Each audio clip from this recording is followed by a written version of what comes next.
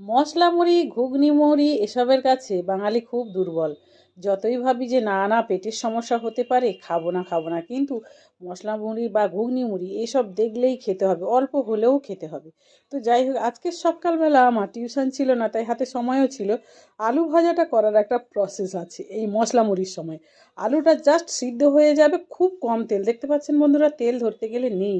শেষের দিকে এই যে লঙ্কার পেঁয়াজ দিয়েছি কাঁচা কাঁচা, দেখতে পাচ্ছেন, একটু নাড়াচাড়া করবো, হাফ সিদ্ধ মতো হয়ে যাবে, ব্যাস।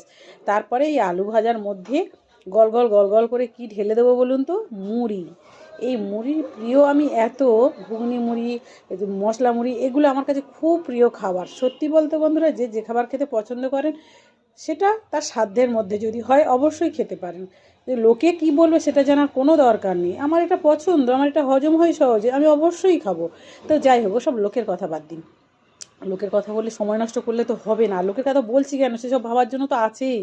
তো যাই হোক, আমি নিয়ে নিলাম একদিকে শশা কুচি, টমেটো কুচি, আর মাঝে দিয়ে দিলাম লেবু। লেবু অতটা লাগবে না। আর ওইদিকে দিলাম হচ্ছে ধনে পাতা কুচি। এদিকে দিলাম আলু ভাজা, কিন্তু তলায় আছে আরও একটু আলু ভাজা কাটিয়ে রাখা হয়েছিল, সেইটাই দিলাম, মানে শো করতে হবে তো।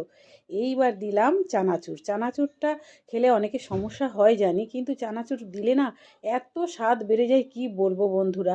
তাই দিয়েছি। সবসময় কিন্তু আমি চানাচুর দিয়ে খাই না, মশলা মুড়ি খাই, চানাচুরটা কম দিই, একটু অ্যাভয়েড করে চলি, যেহেতু ছেলে আর আমি একটু পড়াশোনা নিয়ে ব্যস্ত, তো বসে কাজ করি, তাই শরীর গরম, অ্যাসিড এগুলো হওয়ার সম্ভাবনা খুব বেশি। আর এই কাঁচা লঙ্কাগুলো দেখতে এত বড় বড়, একটুও ঝাল নেই। তো দেখুন বন্ধুরা কেমন লাগছে। এবারে লেবুগুলো তুলে নিচ্ছি, একটা লেবু চিপে দেবো, আর বাকিটা থাকবে, যার যেমন লাগবে নিয়ে নেবে। তারপর সুন্দর করে মাখাবো।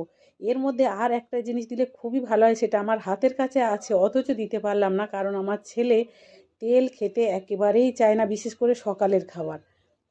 সেটা হলো আমতেল। আমার শাশুড়ি মা গ্রাম থেকে করে পাঠিয়েছিল, নামে পাঠিয়েছে, যেমন কি তেমন, কয়েকদিন হয়তো আমি আর আমার কর্তামশাই খেয়েছি, ও তো খাবেই না। তবু সর্ষের তেল খাওয়া খুব উপকারী এই ভেবে ওকে মাঝে মধ্যে দিই, কিন্তু আমতেল মোটে খেতে চায় না, তা আমতেলটা দিলাম না, দিলে আরও টেস্ট বেড়ে যেত। দেখুন বন্ধুরা, একটা বাটিতে নিয়ে নিয়েছি একটা ভাজা লঙ্কা, মানে আলু ভাজার মধ্যে যেটা ছিল, একটা কাঁচা লঙ্কা, লেবু। কেমন লাগছে বলুন তো? নিশ্চয়ই খেতে ইচ্ছে করছে একদম, কিন্তু লুকিয়ে যাবে না, নিশ্চয়ই খেতে ইচ্ছা করছে। তো দেখেছেন, এখন অনেকটা আছে, চলে আসুন, একসঙ্গে খাবো, আনন্দ করবো, ব্যাস আমাদের চানামুড়ির পিকনিক হবে। সবাই তো কত রকমের পিকনিক করছে, আমরা চানামুড়ির পিকনিক করব। তো যাই হোক বন্ধুরা, কেমন লাগলো আজকের ভিডিওটা? আর বকবক করবো না, ছোটোবেলা অনেক কাজ আছে পড়ে, এবার বিদায় নেব। তাহলে আসি, টাটা বাই বাই, আবার যেন দেখা পাই।